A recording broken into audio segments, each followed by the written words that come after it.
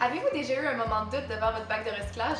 On veut faire un bon geste pour l'environnement, mais on n'est même pas sûr que notre déchet se recycle. Est-ce qu'il faut le rincer? Est-ce qu'il faut enlever le bouchon? Est-ce qu'il faut l'écraser?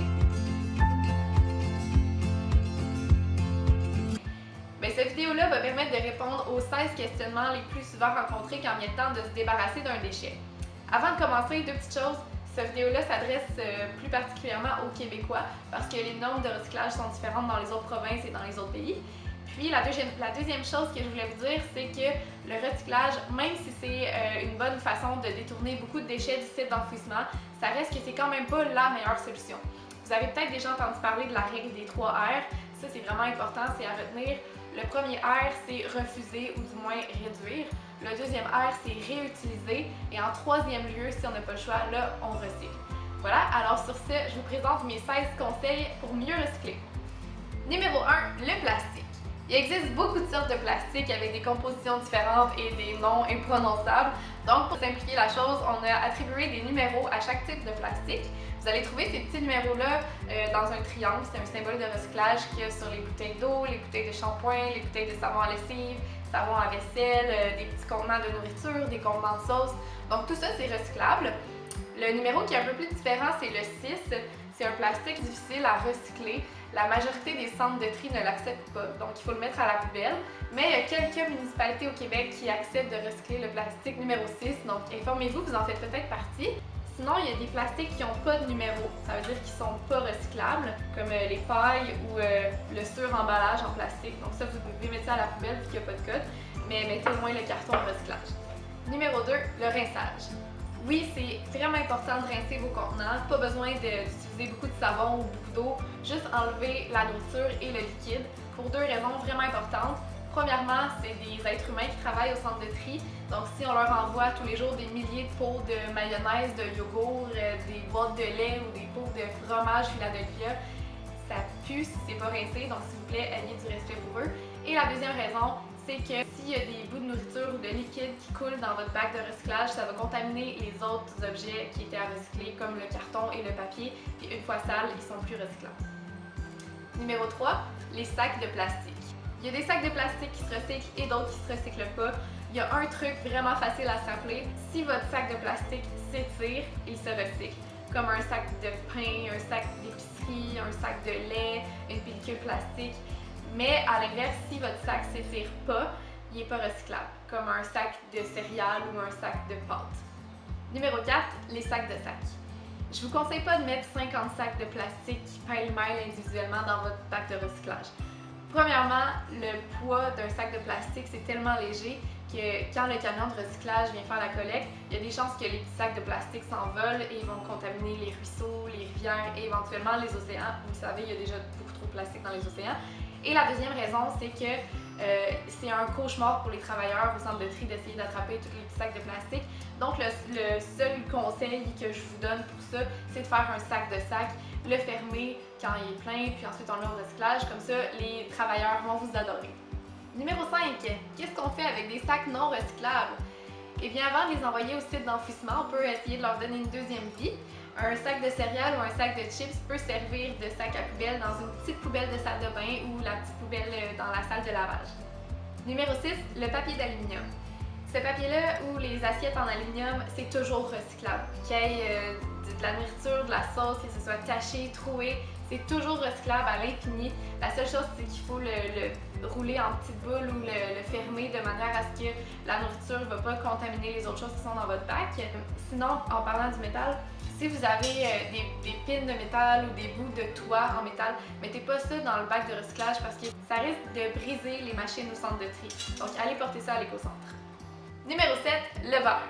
Vous ne pouvez pas recycler des lunettes, des verres d'eau, des miroirs, des fenêtres. Les seules choses en verre qui sont recyclables, c'est des bocaux en verre ou des bouteilles de vin. Si vous avez des bouteilles de bière, ça vous devez aller les porter dans une épicerie ou dans un dépanneur parce que c'est consigné, donc vous allez récupérer la monnaie reliée à la consigne. Numéro 8, le papier et le carton. Ça c'est assez simple, si c'est propre, ça va au recyclage, si c'est sale, ça va au compost. Ou à la poubelle si vous n'avez pas de compost. Puis quand je veux dire sale, c'est comme une boîte de pizza qui a de la sauce dessus ou du gras. Ou une boîte de beignes, une boîte de frites. Donc ça, c'est pas recyclable. Numéro 9, les papiers à main. Les papiers à main, essuie-tout, napkins, même si c'est propre, c'est pas recyclable. Donc gardez-les pour plus tard là, dans la voiture ou dans une sacoche. Et si c'est sale, ça va au compost. Numéro 10, les papiers déchiquetés. Les petits bouts de papier mis au recyclage sont pas recyclés, ils se perdent simplement dans la chaîne. Donc si c'est pas nécessaire, déchirez pas vos papiers, mais si vous devez le faire, mettez chaque petit bout de papier dans un sac transparent avec un nœud et envoyez ça au recyclage. Numéro 11, les vêtements et les livres. Si vous voulez vous débarrasser d'une pile de vêtements ou de livres, allez porter ça dans une cloche à vêtements ou dans une boîte de dons, dans une boutique de seconde main, mais jamais à la poubelle.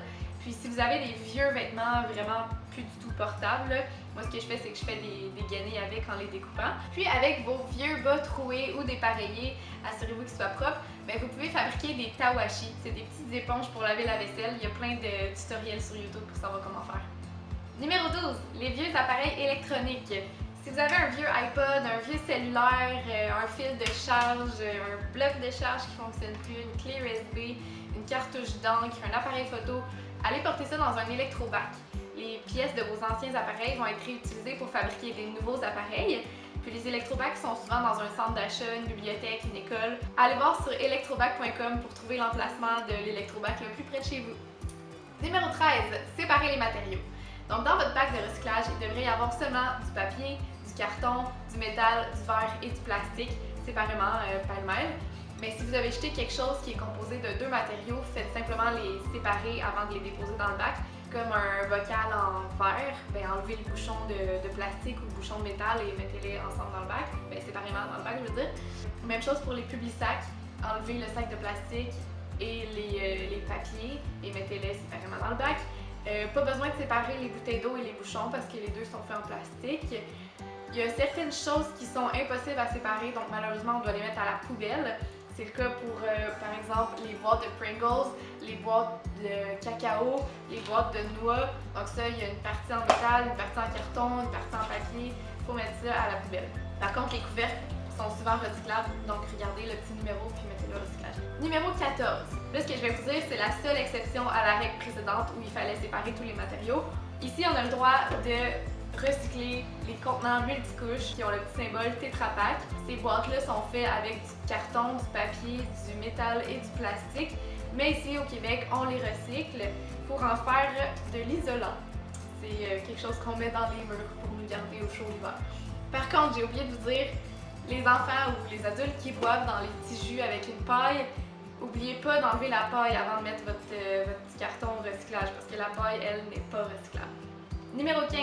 Les lumières de Noël et les rallonges électriques. Ça va pas au recyclage. Premièrement, c'est fait en matériaux composés. Et deuxièmement, ça s'enroule dans les machines au centre de tri et ça les brise. Donc, si elles ne fonctionnent plus, allez les porter à l'éco-centre. Et si elles fonctionnent encore, allez les porter dans une boutique de seconde main. Finalement, numéro 16, les sacs oxo biodégradables. Ça, c'est une fausse bonne idée. C'est pas bon pour l'environnement. C'est pas recyclable, c'est pas compostable, c'est du plastique normal fait avec du pétrole.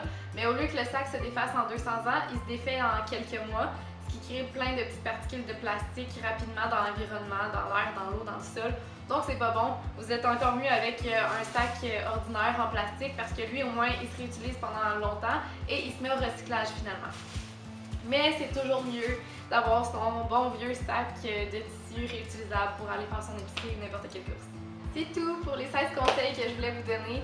J'aurais aimé vous en donner 25, mais je vous aurais peut-être endormi. Le recyclage, c'est pas le sujet préféré de tous les gens. Mais bref, si vous avez d'autres questions auxquelles je n'ai pas répondu, je vous encourage à aller télécharger l'application gratuite de Recycle Québec qui s'appelle Ça va où. Vous avez juste entré le nom de votre ville puis le nom de l'objet dont vous voulez vous départir, puis ça va vous dire tout de suite dans quel bac déposer ou dans quelle institution aller le porter. Donc, merci à vous pour votre écoute. Je vous souhaite une excellente journée. À la prochaine.